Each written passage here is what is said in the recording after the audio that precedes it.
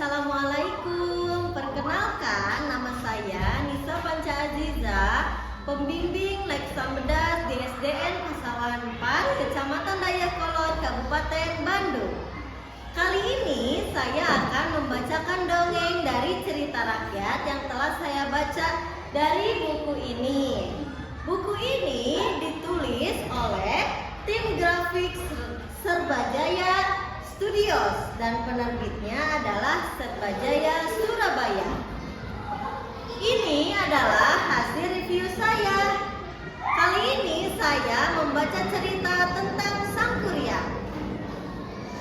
Diceritakan ada seorang putri raja yang bernama Dayang Sumbi.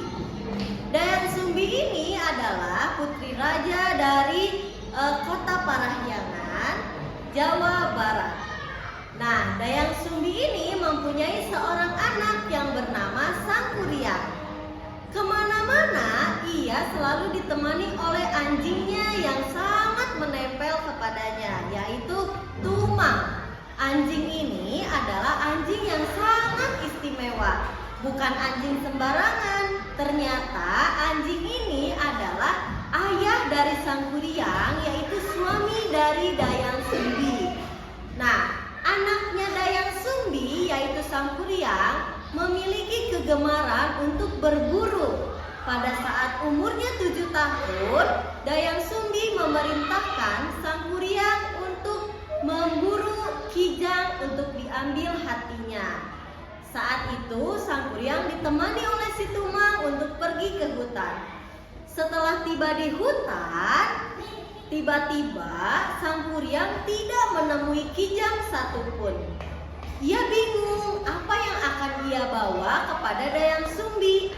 Akhirnya terpikirkan oleh Sang Kuryang untuk membunuh si Tumang dan diambil hatinya. Ketika mereka tiba di istana, Dayang Sumbi bertanya, "Kemana si Tumang?"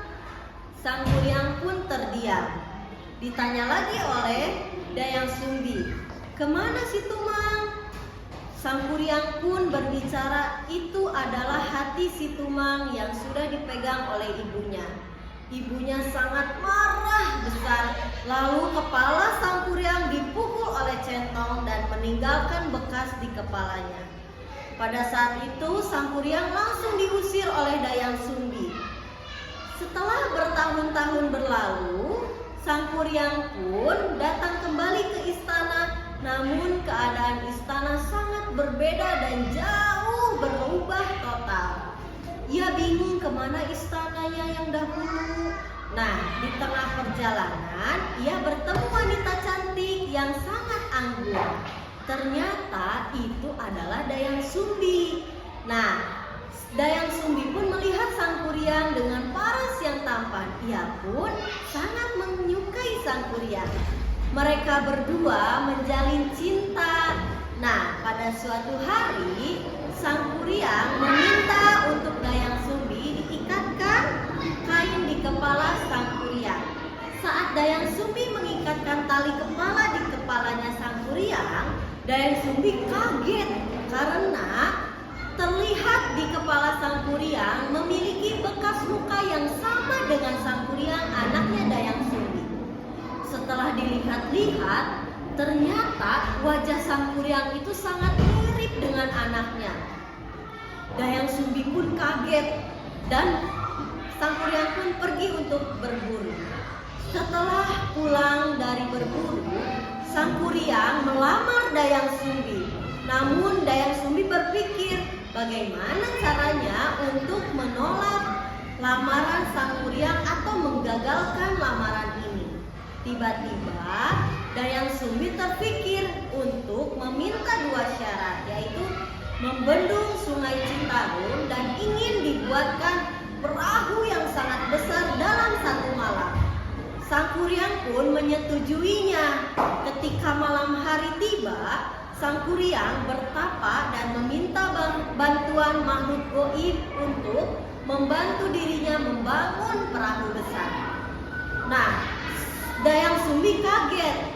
Pada saat itu perahu itu hampir selesai dan ia takut untuk menjadi menikah karena perahunya hampir selesai. Tiba-tiba Dayang Sumbi terpikir, ia meminta digelarkan kain yang berwarna merah di bagian timur agar matahari terlihat seperti merah. Lalu ia menyangka bahwa pagi hari sudah tiba.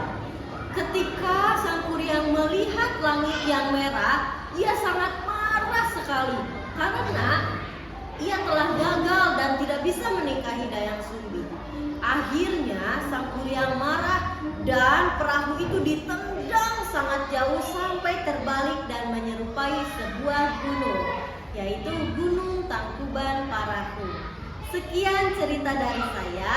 Assalamualaikum warahmatullahi wabarakatuh.